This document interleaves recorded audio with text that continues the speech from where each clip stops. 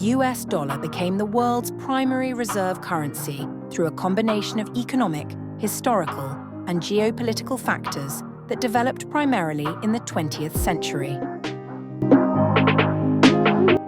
In other words, the US dollar established its dominance as the world's primary reserve currency due to a blend of strategic decisions, economic shifts, and historical developments that converged in the 20th century. The gold standard era. 19th to early 20th century.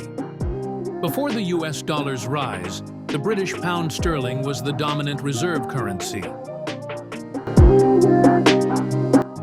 Britain's vast empire, strong economy, and adherence to the gold standard made the pound the preferred medium for international trade and reserves.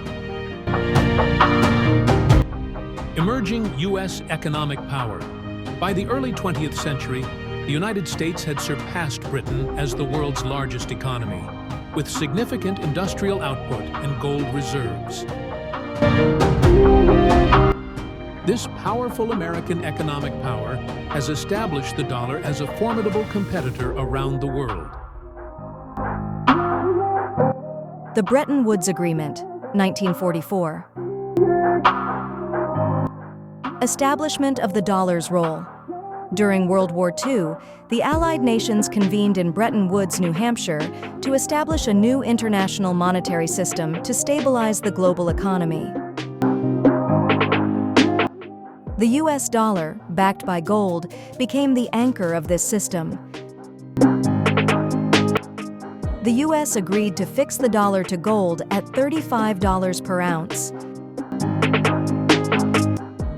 Other currencies were pegged to the dollar, effectively making the dollar the central reserve currency.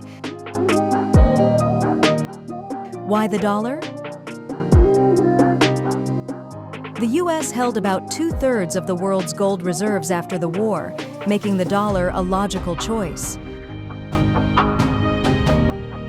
The US economy was the most stable and productive, as Europe and Asia were rebuilding from the devastation of World War II. The post-war economic boom. Global trade dominance. The U.S. emerged from World War II as a global economic leader. American goods and services dominated international trade, increasing the demand for dollars. Marshall Plan. U.S. financial aid to rebuild Europe, provided under the Marshall Plan, further spread the use of the dollar internationally. Collapse of the gold standard, 1971. Nixon shock. By the 1960s, growing US trade deficits and the cost of the Vietnam War led to doubts about the dollar's gold convertibility. In 1971, President Richard Nixon ended the dollar's direct convertibility to gold, effectively ending the Bretton Woods system. Fiat dollar.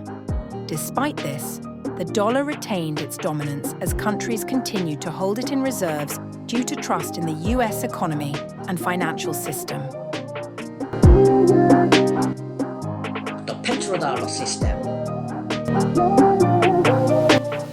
1970s agreement with OPEC.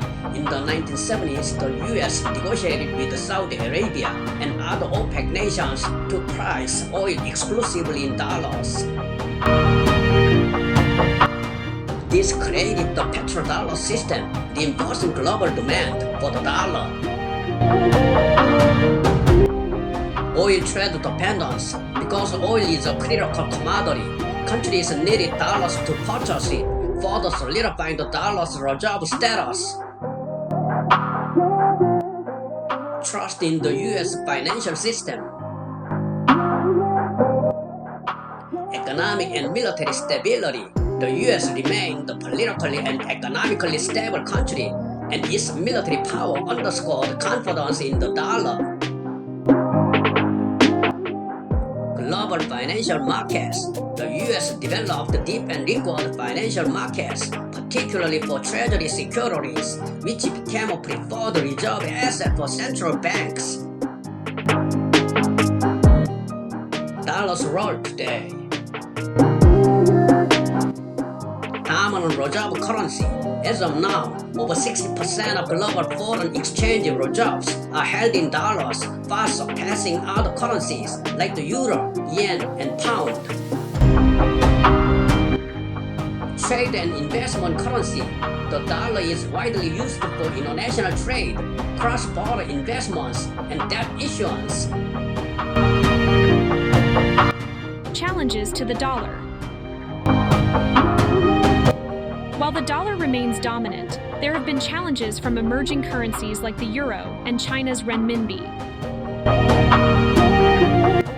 Efforts to create alternative financial systems, such as cryptocurrencies and regional trade agreements, also seek to reduce reliance on the dollar.